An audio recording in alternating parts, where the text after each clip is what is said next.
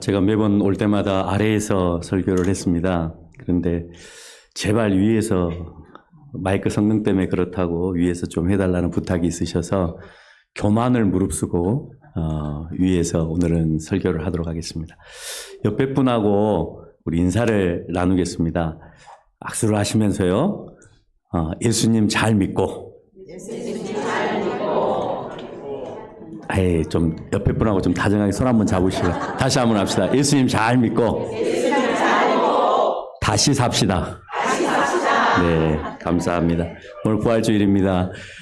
오전에 담임 목사님 설교를 통해서 부활의 기쁨이 얼마나 큰지 여러분이 다시 한번 신앙의 회복이 있었던 그런 날이라고 생각을 합니다. 해년마다 시간이 바뀌면 다음 해가 되면 달력을 보면서 그 해에 대한 기대감이 있습니다. 그 기대감 가운데 가장 큰 기대감이 뭐냐면 특히 한 4월, 5월쯤 되면 혹시 홍능교에서 또 연락이 오지 않을까. 근데 변함없이 홍능교에서 연락이 왔는데 저는 목사님한테 연락을 좀 받고 싶은데 원래 강대권이 목사님에게 있거든요.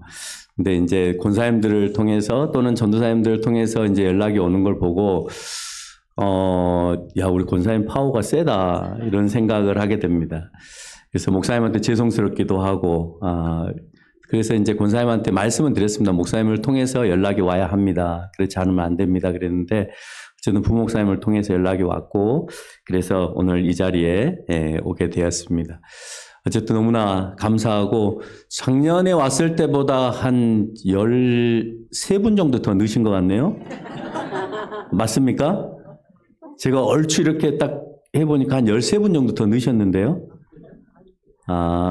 작년에 여러분들은 안 세보셨나 보구나.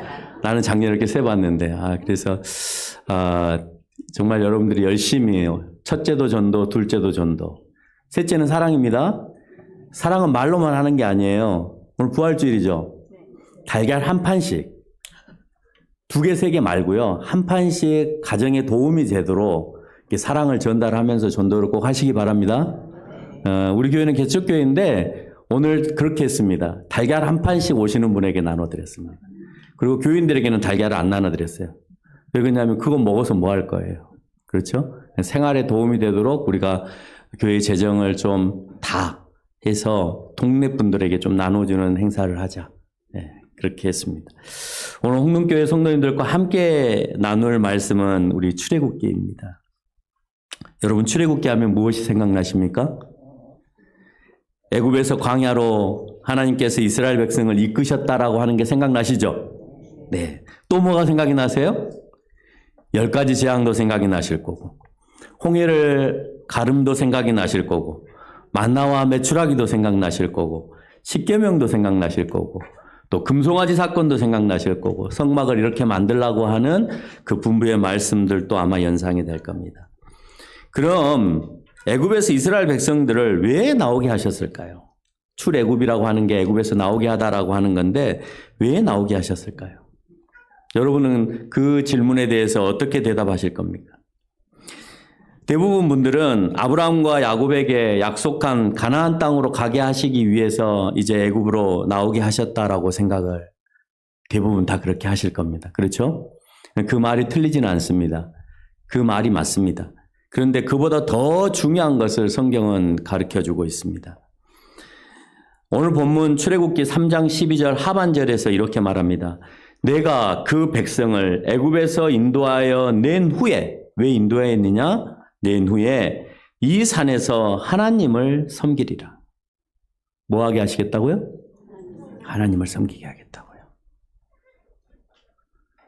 가나안 땅에 들어가는 게 목적이 아니고요.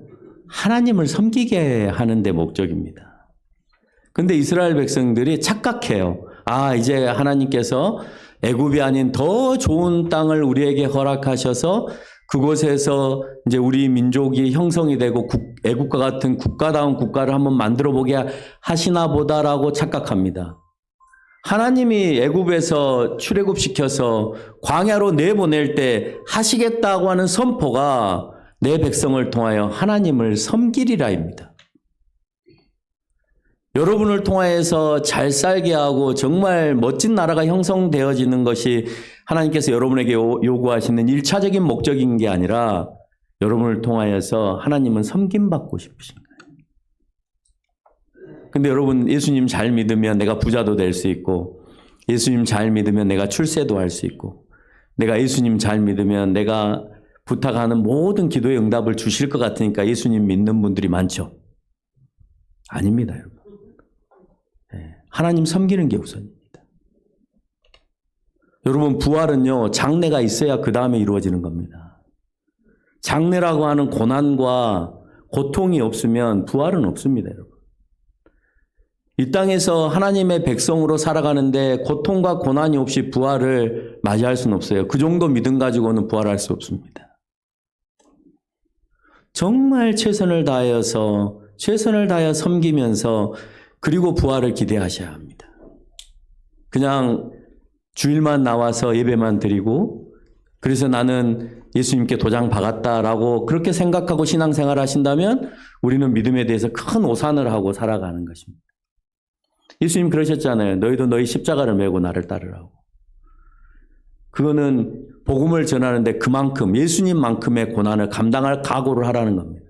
그 뒤에 제자들이 다 예수님처럼 그렇게 살다가 사도 요한을 제외한 나머지 모든 제자들이 유세비우스의 역사서에 비하면 거기에 통하여서 보면 다 순교하였다라고 되어 있습니다. 그 십자가를 따른 거죠. 근데 우리는 호화호식, 잘되고 맛있고 좋고 화려하고 그런 것만 꿈꾸면서 우리가 신앙생활을 하는 경우들이 너무 많다는 겁니다. 돈이 있어도 주님을 위해서, 내가 권력을 가져도 주님을 위해서, 내가 멋있음도 주님을 위해서 라고 하는 그 마음들이 우리 가운데 있어야 될 줄 믿습니다. 네. 여러분 하나님을 섬긴다는 말을 오늘 출애굽기를 뒤져보면 다른 말로 두 가지를 더 표현하고 있는데, 한 가지는 제사를 지내리라. 너희가 광야에 나가서 제사를 지내리라 이렇게 표현합니다. 또 한 가지 메시지가 더 있는데 너희가 그곳에서 절기를 지키리라. 너희를 나오게 한 그 유월절을 만들어서 그 유월절을 기억하면서 지키라라고 하는 명령이 또 다시 담겨 있습니다. 지금 우리의 표현으로 하면 뭐가 될까요? 뭐 하라는 겁니까? 여러분 제사 지내세요? 안 지내시죠? 예, 유월절 지내세요? 유월절 지내면 하나님의 교회가 돼버립니다. 이단이 돼버립니다. 유월절 안 지내십니다. 뭐 하세요? 예배드립니다. 현대적인 적용을 통하여서 우리에게 얘기하는 것은 하나님께 늘 예배하는 자세로 여러분에게 나오기를 원하고 있으시다는 거예요. 이스라엘 백성을 출애굽시켰다고 결정할 때 애굽은 어떤 상황이었냐? 1장 9절과 10절에서 보니까 이스라엘 자손이 애굽보다 강성해져서 폭동을 일으킬까 하여서 그들을 잔혹하게 노동시키고 있는 모습을 볼 수가 있어요. 노동을 시키던가요? 안 시키던가요? 심지어는 이제 흙도 안 주고 볏짚단도 안 주면서 그러면서 벽돌을 구워서 너희가 직접 모든 재료를 가지고 와서 벽돌을 구워서 이제는 피라밋이나 스핑크스를 쌓으라고 명령을 내립니다. 근데 하나님은 자기 백성의 소리를 들으십니다. 그 고통의 소리를 하나님은 들으시고 2장 25절에 고된 노동으로 말미암아 부르짖는 소리가 하나님께 상달되었다 그렇게 표현하고 있습니다. 여호와 하나님께서 자기 백성들의 노동의 고통의 소리를 들으신 거예요. 그때 광야로 보내시겠다고 하는 하나님의 계획은 멋있고 그럴싸한 계획이 아니라 오늘 본문에서 언급한 대로 이 산에서 하나님을 섬기게 하시기 위해서 오늘 그 백성의 소리를 들으셨어요. 이 말씀 안에는 자기 백성의 심과 예배가 있는 광야의 자리로 이동하시겠다는 거예요. 너희가 고통으로 힘들어하니? 너희 자식들을 지금 다 바로가 죽이려고 하니? 그래서 내 백성들을 그렇게 비윤리적으로 정의롭지 못한 방법으로 다 죽이려고 하는 바로의 모습을 보고 전혀 하나님의 계획과 뜻과 전혀 상관없는 일들이 애굽 안에서 이루어지는 걸 보고 하나님께서는 그래 이제 애굽에서의 그 노동을 그만두고 이제 나를 위해서 예배드리는 장소로 가자. 얼마나 위로가 되세요. 하나님 너무 힘들어요. 너무 고통스러워요. 하나님 살려주세요. 내 자녀들을, 내 장자들을 다 잡아다가 죽이고 있습니다. 이 일에서 나를 건져주세요라고 외치는 자기 백성의 목소리를 하나님 들으시고 손을 내미신 거예요. 자, 가자. 가서 너희가 노동하지 않아도 되는 쉼의 장소에서 너희는 나를 위해서 마음껏 예배만 드리렴. 다른 거 하지 말고 예배만 드리렴. 얼마나 좋습니까? 좋습니까? 안 좋습니까? 좋죠? 여러분 안 좋으신가 봐요. 노동의 자리에 나가시면 돈 많이 버시죠? 그러니까 예배 자리에 안 오고 싶으시죠? 오늘 또 혹시 노동의 자리에서 돈 많이 벌기 위해서 이 시간에 예배 자리에 안 오신 거 아니십니까? 아니시죠? 여러분들 다 노동 포기하시고 돈 다 포기하시고 예배 자리가 좋아서 이 자리에 앉으신 줄 믿습니다. 아멘. 아, 예, 감사합니다. 여러분 이스라엘 백성들보다 훨씬 나으신 것 같아요. 예. 여러분은 고난과 고통이 있는 노동을 할지라도 풍요로운 것이 더 좋을 수 있습니다. 여러분 그렇지 않을까요? 그래서 쉼과 예배가 넘치지만 그 쉼과 예배가 좋다고 생각하면서도 불구하고 내가 물질이 더 좋기 때문에 그곳을 향하여서 내가 쫓아가는 경우가 우리는 쉼 없이 많이 있다는 거예요. 우리가 쉼과 예배를 늘 사모하고 갈급합니다. 하나님, 내가 예배 자리에 나가고 싶습니다. 그런데 내가 노동을 하지 않으면 먹고 살기가 어렵습니다. 라고 외칩니다. 근데 중요한 건 과감한 결단이 있어야 합니다. 그 과감한 결단이 예배에 대한 진지함이 먼저 있을 때 노동의 문제도 해결되는 것을 우리는 출애굽을 읽어가면서 느끼실 수 있잖아요. 하나님, 이 광야에서 먹을 게 없습니다. 그래? 만나 줄게. 그럼 여러분 그러시겠죠. 하나님, 나도 예배 자리로 나올 테니 하늘에서 만나를 좀 떨어뜨려 주십시오. 떨어뜨려 주실까요? 여러분이 굶어 죽으실 때까지 기도 안 해보셨죠? 여러분 굶어 죽을 때까지 기도하시면 만나 떨어지더라고요. 근데 우리는 도중에 쌀가마니를 한 번씩 쳐다보면서 기도하거든요. 그러니까 적당히 떨어졌다 싶으면 하나님이 만나 안 주시나 보다 하고 그냥 일하러 나가버립니다. 그러면 하나님이 응답을 받을 수 있을까요? 못 받을까요? 못 받죠. 그래서 우리는 만나를 못 받는 겁니다. 네. 제가 개척을 하면서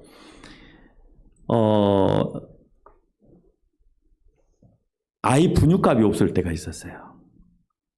아이 분유값이 없는 상태에서 개척을 이제 시작을 할 때가 있었습니다. 그러니까 기도를 했습니다. 월세 내고 공과금 내고 나니까 학교에서 주는 강의비는 이제 다 이미 들어갔고, 담임 목사로 있다가 개척을 했으니 사택도 없는 상태에서 왔잖아요. 교회 사택 쓰다가 왔으니 집을 얻을 수가 없으니까 월세로 국가에서 지원해주는 돈 가지고 열심히 이제 월세 갚아나갈, 이자 갚아나갈 걸 생각하면서 이제 기도하는 거죠. 정말 분유가 다 떨어질 쯤 되니까 하나님, 제가 다른 일이라도 해야 될까 하고 기도했습니다.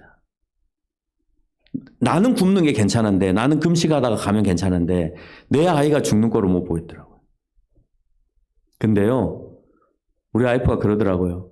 그 정도 용기 가지고 개척하려고 했어라고 그러더라고요. 부끄럽더라고요. 아내가 믿음이 더 좋은 거예요. 너무 부끄러운 거예요. 그러면 아이가 죽든지 우리가 죽든지 그냥 그러면 기도 가운데서 한번 이 교회를 이끌어가 보자 하고 기도했습니다.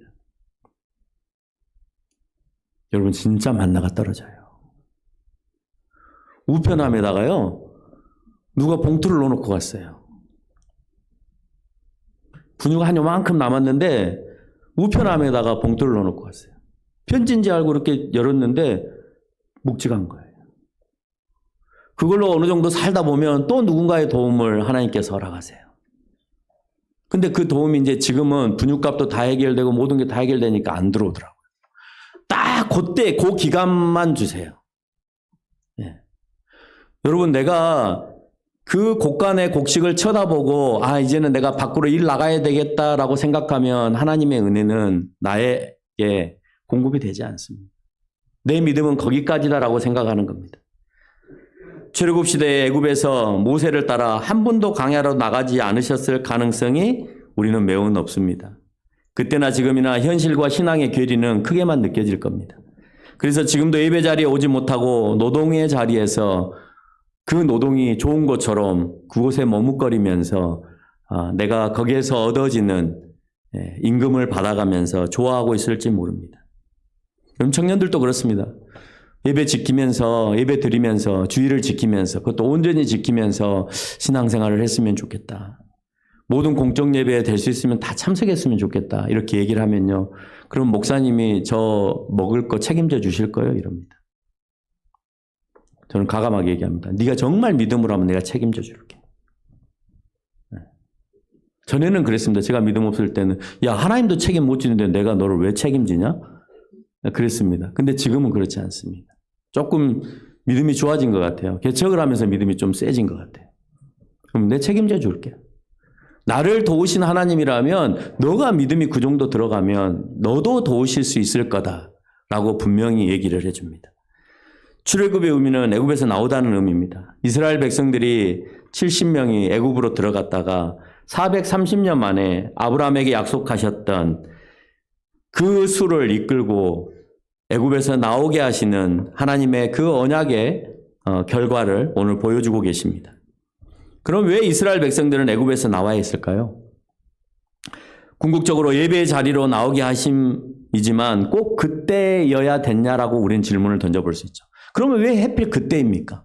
예배의 자리로 나오게 하시려면 고통받기 전에 그 전에 나오게 하시던가 아니면 좀 더 뒤에 나오게 하셔도 되는데 왜 그때입니까?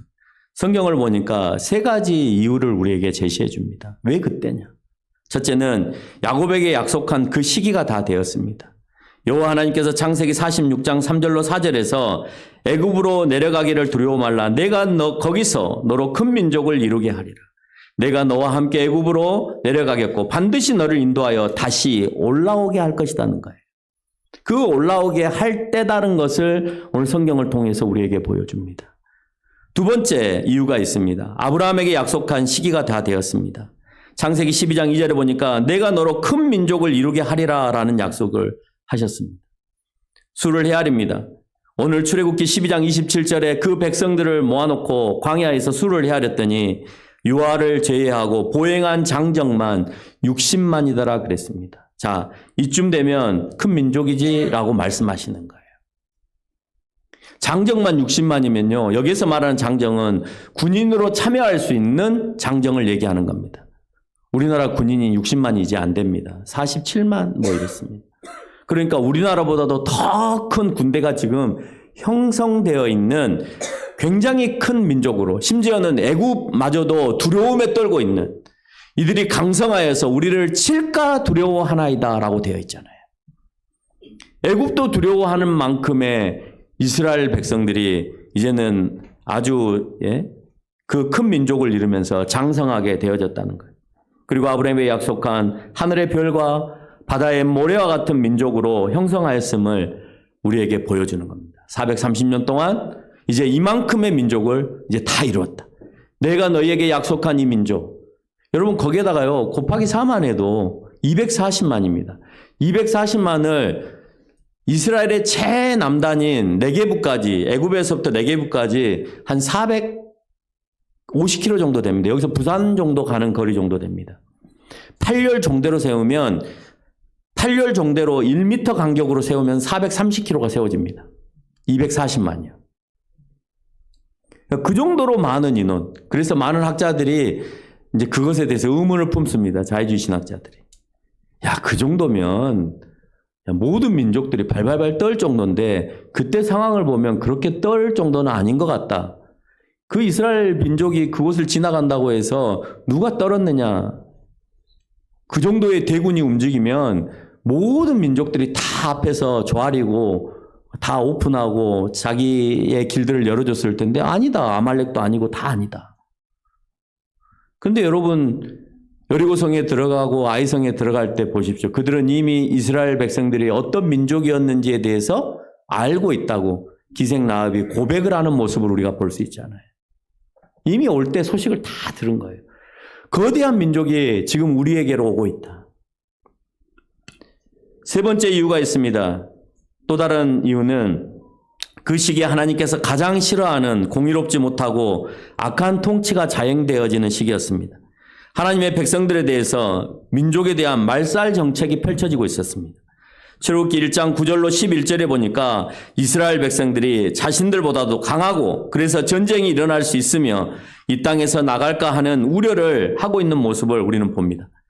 무거운 짐을 그래서 더 지우고 괴롭게 하고 심지어는 산파들까지 동원하여서 남자아이들을 다 죽이는 일들을 자행하고 있습니다. 이 모든 애굽의 행위가 이스라엘 백성들을 큰 민족을 이루시겠다고 한 하나님의 계획과 섭리를 철저하게 거스리는 행동이었습니다. 하나님 앞에서 공의롭지 못한 행위, 여호와 하나님은 이 공의롭지 못한 행위를 이제 참지 않으시는 겁니다. 너희가 민족이 좀 더 형성되는 것도 좀 기다려 주셨고 거기에서 너희가 좀 고생하는 것까지도 내가 참고 기다렸는데 내 민족, 내 백성을 죽이고 학대하고 학살하고 비윤리적인 행위들을 하는 행위를 보고 이건 하나님께서 도저히 참지 못할 행동이셨음을 우리에게 보입니다. 이 세 가지 이스라엘 백성들이 애굽에서 나와야 될 이유였습니다. 이스라엘 백성들에게 있어서 그들에게 있어서 애굽으로 나오는 것은 다시 사는 부활과 같은 구원의 역사가 이루어진 겁니다. 마지막 하나님께서 모세 입을 통해서 바로에게 선포하신 이유가 있습니다. 출애굽기 5장 1절에 보니까 내 백성을 보내어 광야에서 여호와께 절기를 지키게 하라. 네. 그대로 가서 선포해라. 다른 말 하지 말고 하나님 섬기게 되었다라고만 선포해라. 우리가 광야에 가서 하나님께 절기를 지키겠다고 얘기해라. 예배 드리겠다고 얘기해라. 여러분 그 소리를 듣고 내보내줄 왕이 어디 있습니까? 미친놈이라 하겠죠.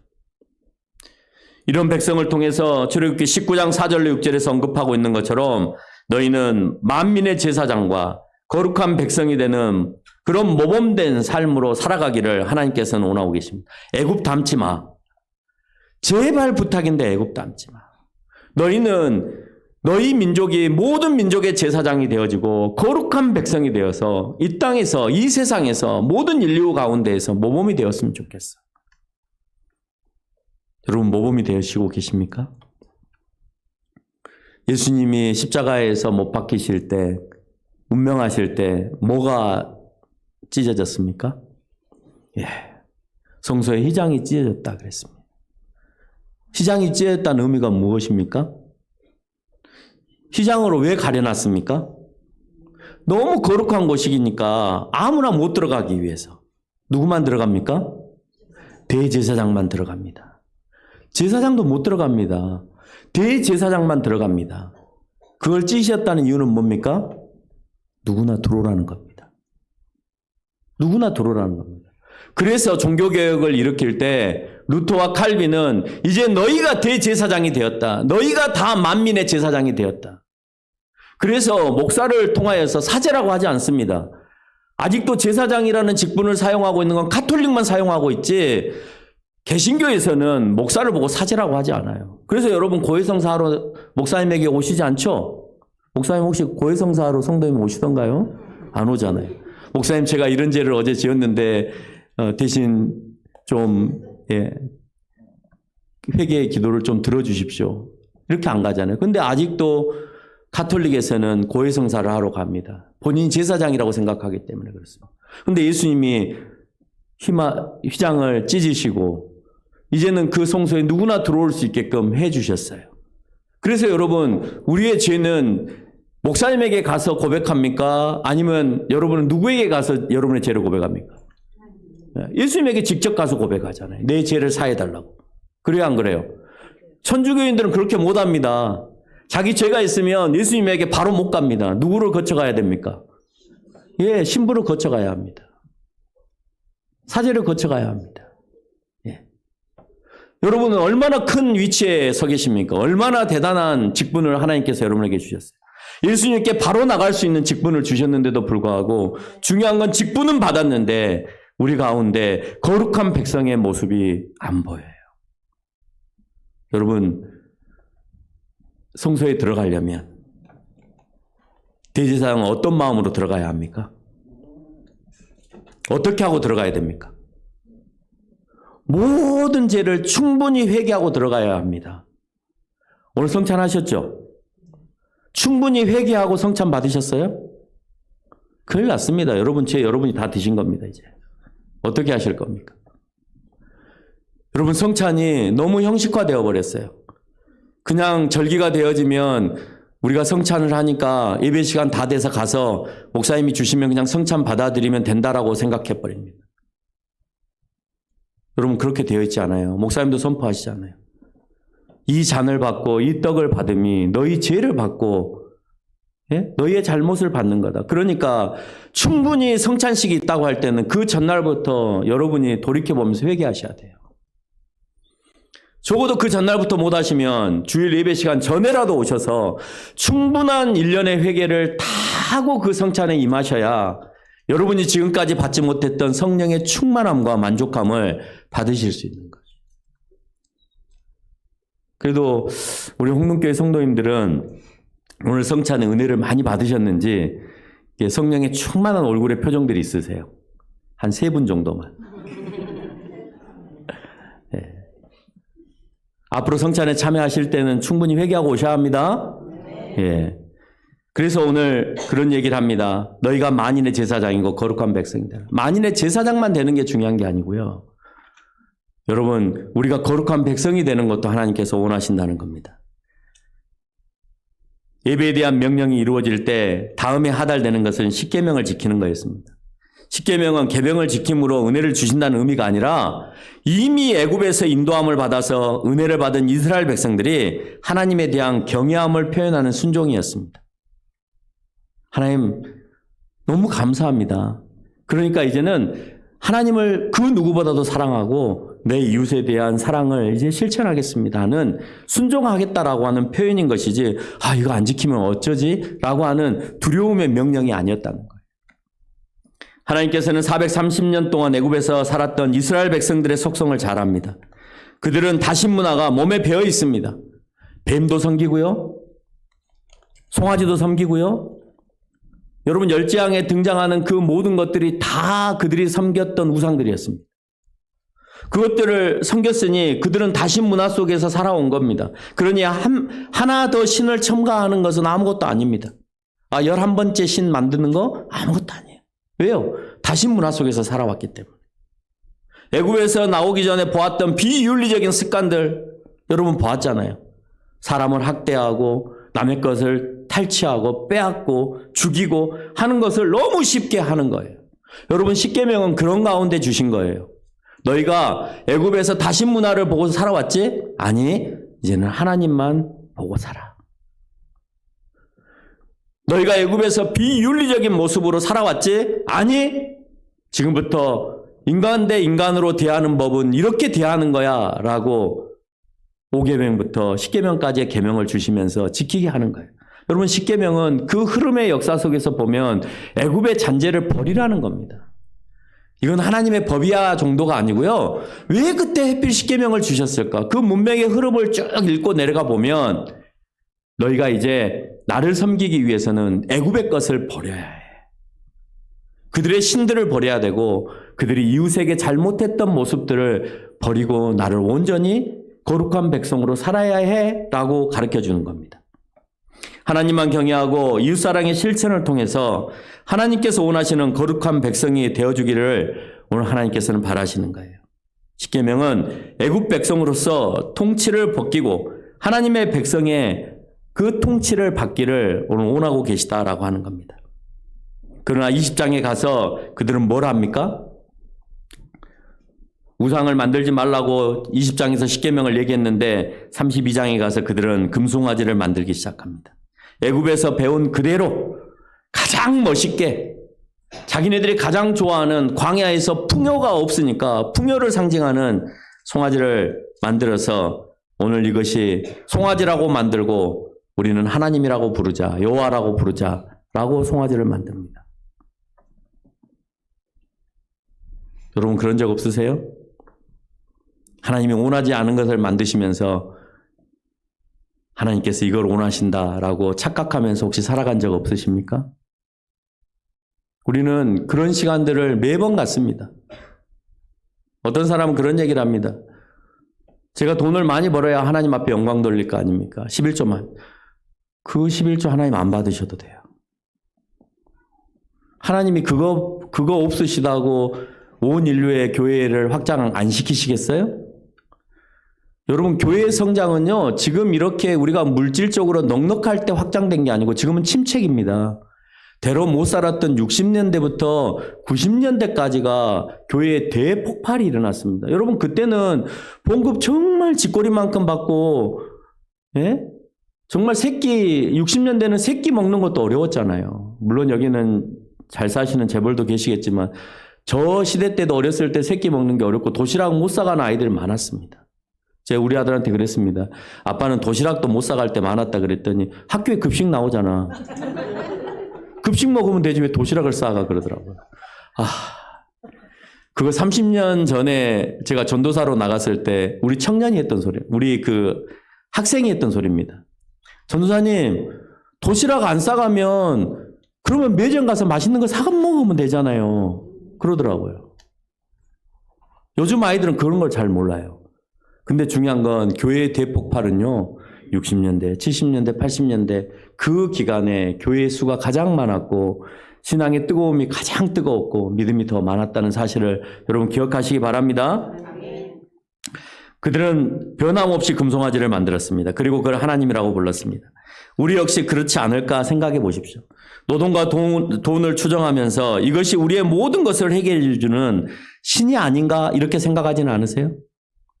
여러분, 돈만 있으면 모든 게 다 해결된다고 생각하기 때문에 내가 신이라고 말하지는 않지만 돈을 벌면서 이게 모든 걸 다 해결해줘 라고 한다면 여러분 호주머니 속에 여러분의 신이 있는 겁니다.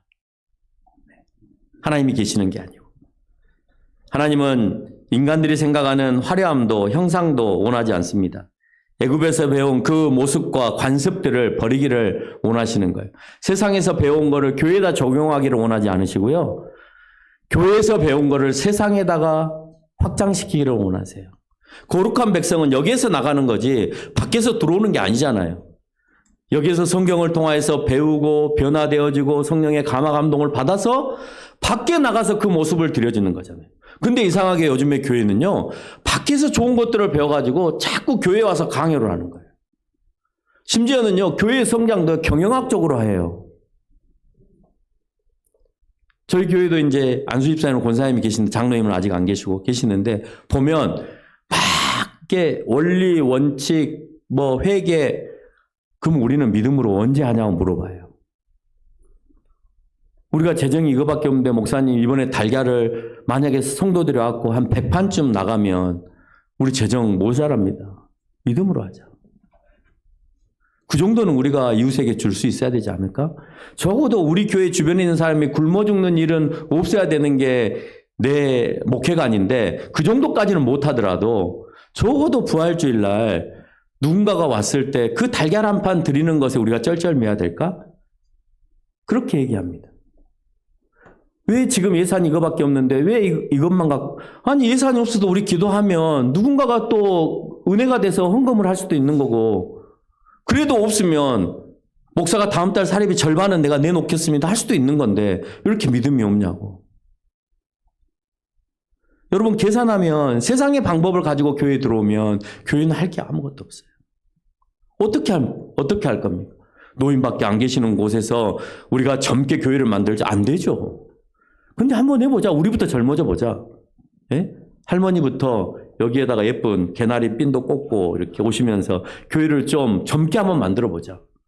그 교회는 갔더니 연세 드신 분만 계신 줄 알았는데 아니더라. 다 마음이 젊더라. 여러분, 바뀔 수 있는 겁니다. 그래서 세상의 것을 교회로 갖고 오시면 안 돼요. 여러분이 교회에서 잘 배우셔서 세상에 가지고 가서 세상을 변화시키기를 오늘 하나님은 원하세요. 여러분이 그곳에서 거룩한 백성이 되어지기를 원하세요. 우리 아들이, 죄송합니다. 제 가족 얘기를 해서 너무 죄송한데요. 대학을 갔습니다.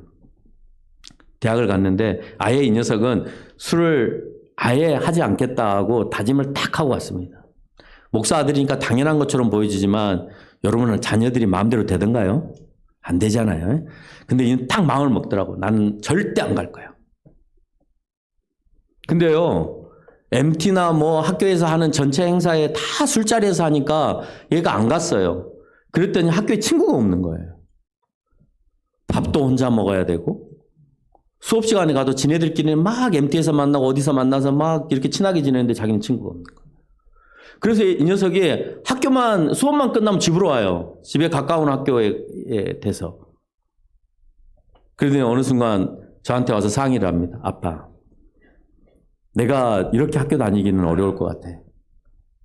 내가 술은 안 먹는데 그 친구들이 있는 곳에 가야 될 것 같아. 제가 뭐라 했을까요? 그 있는 곳이 어디예요? 술집이잖아요. 가야 될 것 같아. 이 경건한 목사가 어떻게 했을까요? 가지마? 아니, 네가 거기 가서 거룩한 백성이 돼. 가서 술 다 먹고 운전 못할 때 네가 운전해주고 와.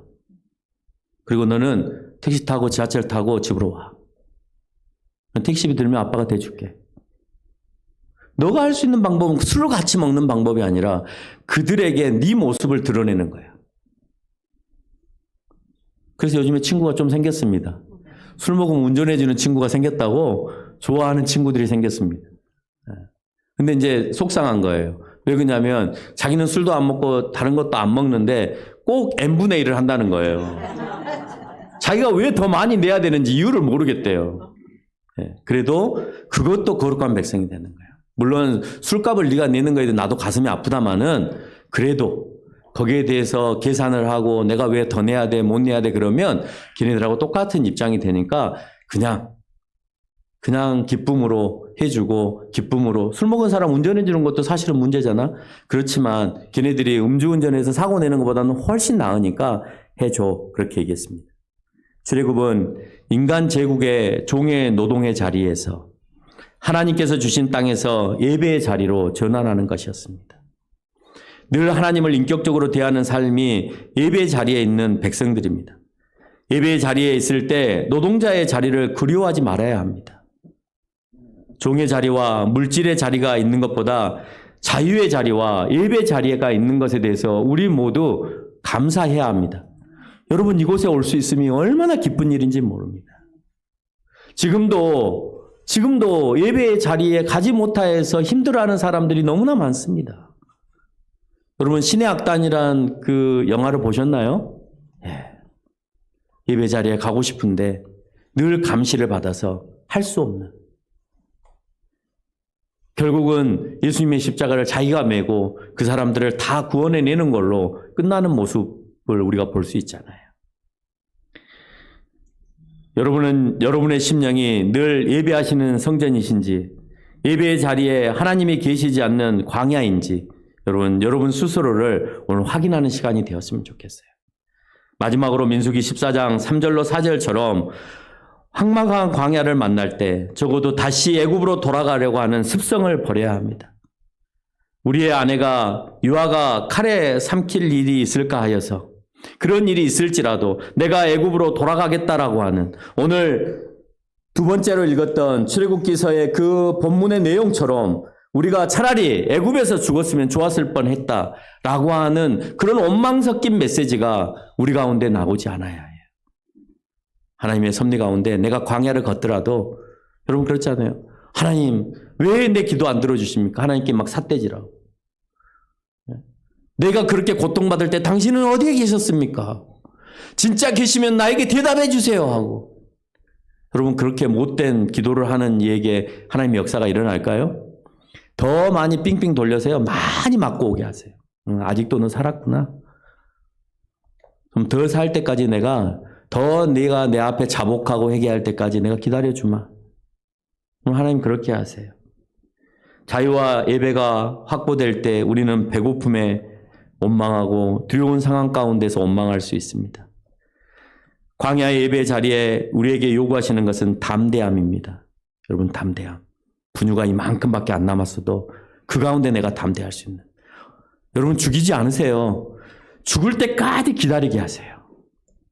사탄은요, 우리를 거의 죽기 일보 직전까지 몰아가세요. 여러분 욥 보세요. 거의 일보 직전까지 몰아가잖아요. 근데 죽이지는 않으세요. 많은 사람들이 그렇잖아요. 다윗도요, 죽기 일보 직전까지 몰아가세요. 근데 안 죽이시잖아요. 거기에서 이겨내느냐 이겨내지 못하느냐를 보고 계시는 겁니다. 우리에게 요구하시는 건 뭐다고요? 예배의 자리로 나올 수 있는 여러분 그 담대함의 용기를 오늘 하나님께서 보고 계시다고요. 직장의 문제가 됐든 사업의 문제가 됐든 네가 과연 내가 이걸 줬을 때도 예배 자리로 나올 수 있을지 작은 시험들을 여러분에게 주실 때 그 시험을 잘 이겨내셔야 된다라고 하는 겁니다. 그들은 애굽에서 나올 때 출애굽기 14장 8절에서 담대히 나갔다고 했습니다. 그 담대함이 홍해를 건너는 이적을 만들어냈고요. 애굽 병사를 이길 믿음을 얻게 하셨습니다. 예배가 있는 광야는 한결같이 담대한 믿음이 수반되어야 하는 것입니다. 결론을 맺겠습니다. 고통과 고난은 하나님과 약속을 불신하게 하고 또 교회마저 버리는 그런 세상이 되어버렸습니다.